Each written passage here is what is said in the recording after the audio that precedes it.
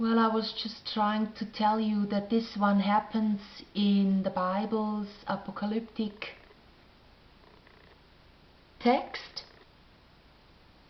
And I didn't show you how I once tried to figure out what actually is said there. And I tried to paint it. The sword, someone has a sword in there, talks, and there is a throne, and there is these elders around it, and there is all these things, you know, are mentioned in there. Here I wrote it in German.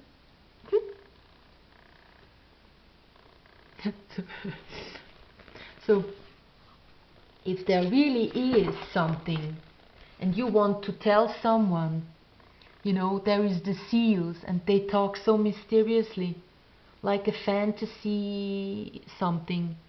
If you want to warn somebody about something, you're gonna tell it in clear words so this person understands. Here is again the trumpets and just everything. I tried to figure out what's happening. And so I drew it years ago. It doesn't help me anymore.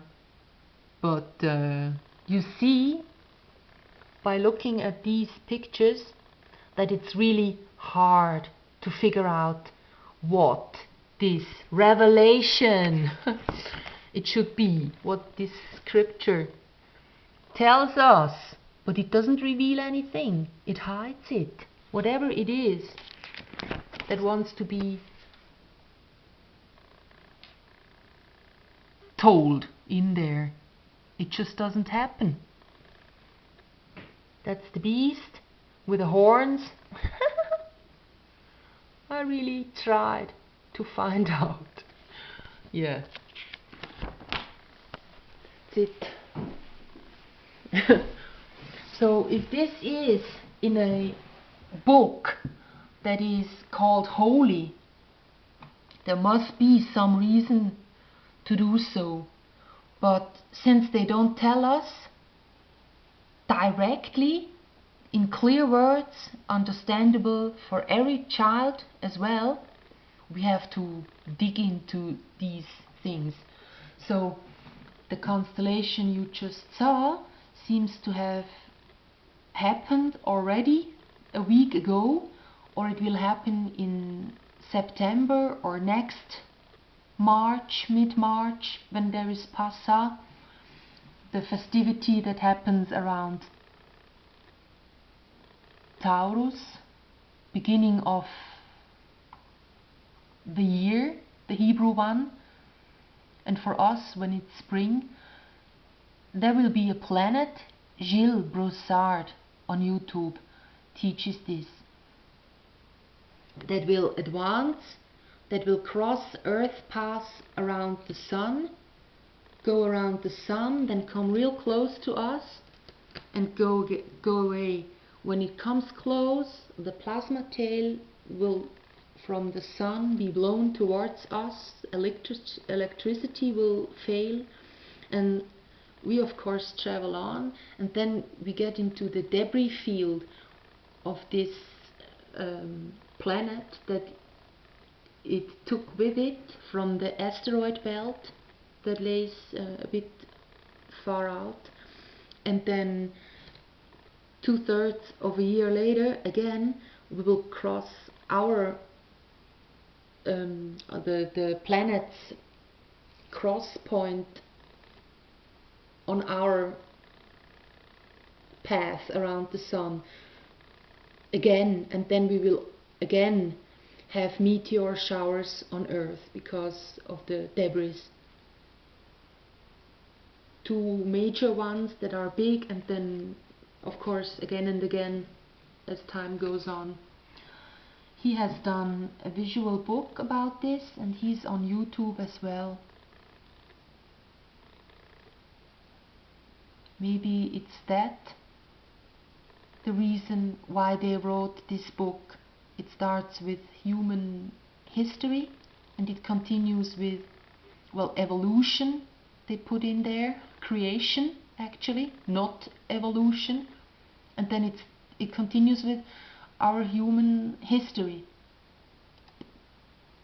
And it's also pre-written. Popes that haven't been reigning and Roman emperors were already written down in the Bible, but later on they actually lived on earth. So it's kind of a book from the past. It has text in it, and from the future as well, like the Revelation. That one still is ahead. So when you look in the Vatican, the most important festivity, 25th of December, towards those two obelisks, what you get is you get to see Orion. Orion is seen all over the world all the time. But it will especially be kind of right there. Orion's belt. So maybe they are hiding something from us, you know. It's not the place and the sundial. While the Orion constellation is named after the hunter in Greek mythology, it is anything but stealthy. It can be seen throughout the world, the Orion constellation, it says here. So okay, and he's a hunter, just like Nimrod was, the other fiction character. And it's funny to see that even in our Hollywood system they still got this sort of Nimrod character. In modern American English the term is now commonly used to mean a dim-witted or a stupid person, a usage first recorded in 1932 and popularized by the cartoon character Bugs Bunny, who sarcastically refers to the hunter Elmer Fudd as Nimrod, as an iconic connection between mighty hunter and poor little Nimrod, that is Fudd. So the elite really has got something going on with this hunter thing and all. So okay, Orion in mythology died by a sting of a giant scorpion, and that one also ended up in heavens. Interestingly, in the Revelation it says we will at times feel like scorpions have bitten us and we want to die because of the pain. We wish, but we can't. So Orion isn't any near our Virgo that we just got to know from the Revelation, but it's near Taurus and Gemini. So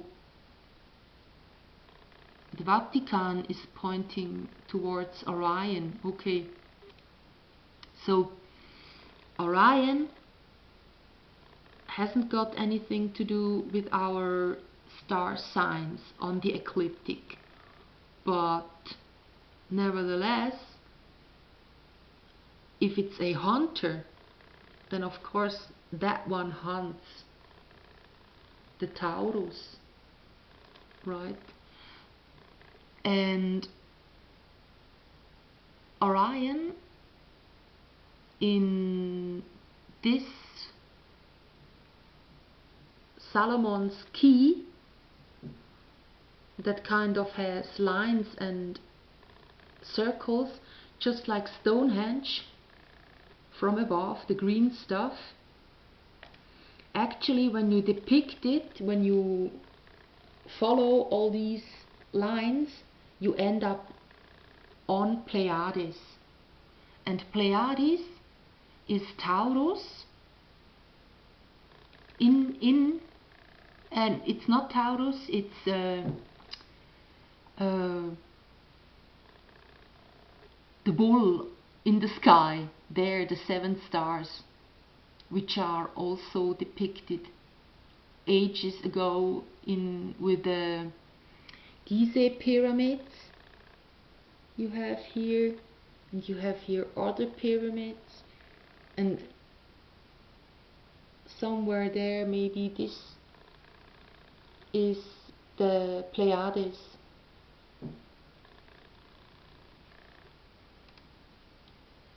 Here it shows how you get, this is called Solomon's key, and if you do on this map all the lines, if you go from one down